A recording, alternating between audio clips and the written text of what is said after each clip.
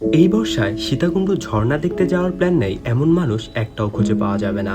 আপনারা যারা সীতাকুণ্ড যাওয়ার প্ল্যান করছেন, এই ভিডিওটা তাদের জন্য। এই ভিডিওতে আমি আপনাদেরকে সীতাকুণ্ডের কিছু সুন্দর সুন্দর ঝর্ণা সাজেস্ট করব। চলুন শুরু করা যাক।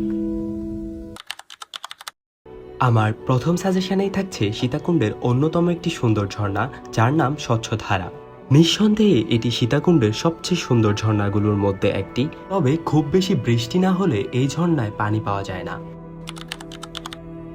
কমলদহ ট্রেল সীতাকুণ্ডের সবচেয়ে জনপ্রিয় ট্রেল, আর এই ট্রেলে দেখা মিলবে ছোট বড় অনেকগুলো ঝর্ণা, যার মধ্যে রয়েছে বিখ্যাত রূপসী ঝর্ণা ও ছাগলকান্দা ঝর্ণা। শুধু ঝর্ণা নয়, এই ট্রেলের সৌন্দর্য আপনাকে কখনো নিরাশ করবে না।